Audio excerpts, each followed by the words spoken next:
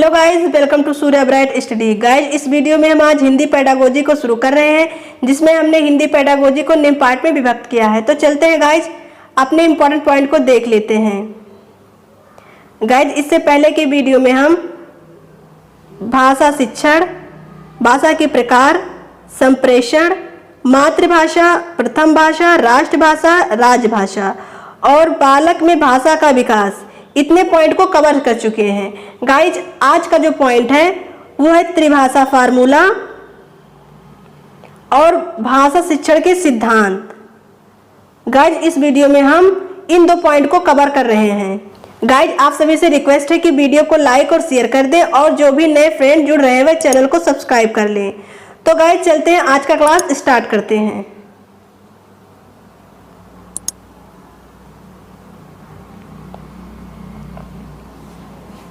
आज का जो पॉइंट है गाइज वो है त्रिभाषा फार्मूला।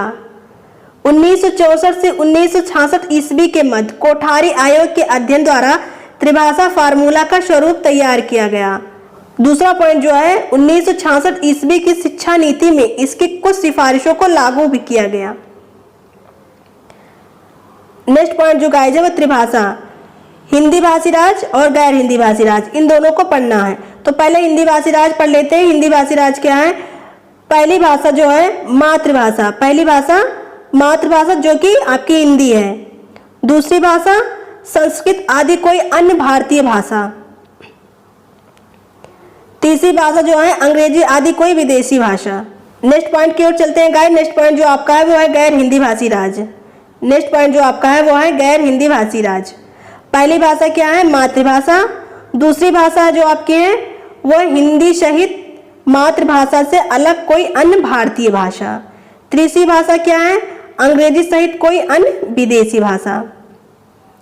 नेक्स्ट पॉइंट की ओर चलते हैं गाइस। नेक्स्ट पॉइंट आपका क्या है?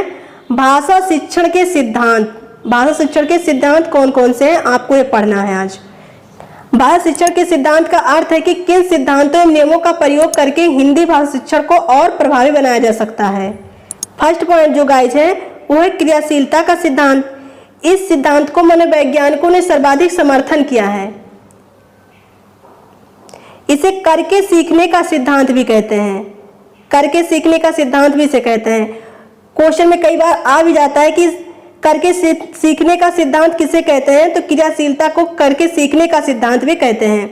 इससे विद्यार्थी में समस्या समाधान एवं आलोचनात्मक चिंतन का विकास होता है, जैसे प्रश्न करवाना, प्रश्न पूछना, प्रोजेक्ट बनवाना आदि। सिंपल लैंग्वेज में समझ लेते हैं गाइज कि शिक्षा प्रक्रिया में बच्चों को ज्यादा से ज्यादा क्रियाशील रखा जाए तो बच्चे भाषा को जल्दी सीख सकते हैं।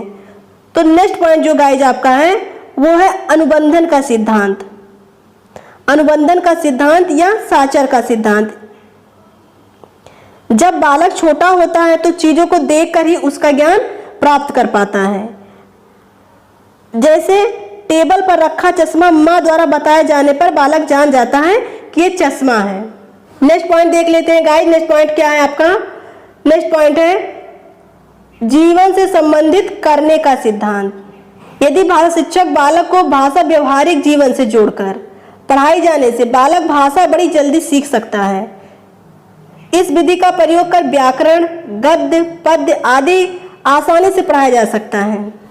गाइस, जो विषय या क्रियाएं बच्चों के दैनिक जीवन से संबंधित होती हैं वह उन्हें जल्दी सीख लेता है और अध्यापक को पढ़ाते समय ऐसे उदाहरण और सामग्री प्रस्तुत करनी चाहिए जो उसके दैनिक जीवन से संबंधित हो, ताकि वह सरलता के साथ उसे सीख सके।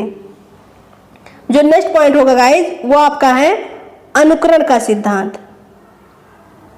इस सिद्धांत का समर्थन चैपनीज, वेलेंटा, कार्टी आदि मनोवैज्ञानिकों ने किया है।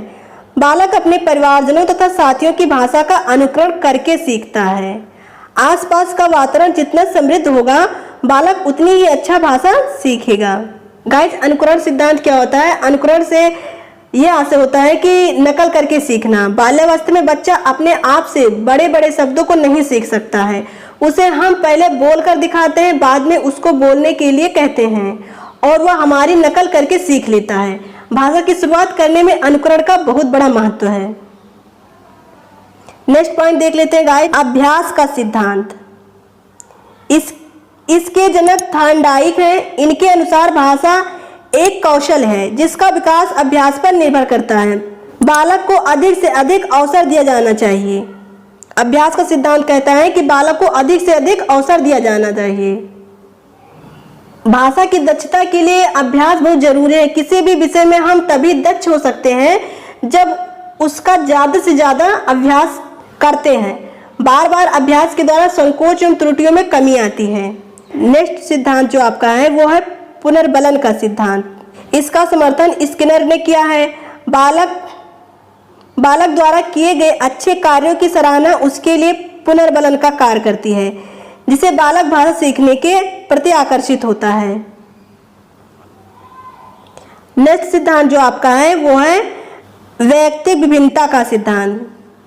कक्षा का प्रत्येक बालक किसी न किसी प्रकार से एक दूसरे से भिन्न होता है, अतः शिक्षक को चाहिए कि इस प्रकार शिक्षण कार्य करे जिससे बालक का दोष उसके भाषा सीखने में बाधा न बने।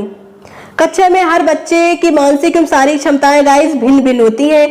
उनकी समझने की क्षमताएं भी अलग अलग पाई जाती हैं। हमें ये सोचना चाहिए कि भाषागत त्रुटियों को दूर करने के लिए व्यक्तिगत ध्यान देना जरूरी है, अन्यथा बच्चे विषय में पिछड़ने लगते हैं।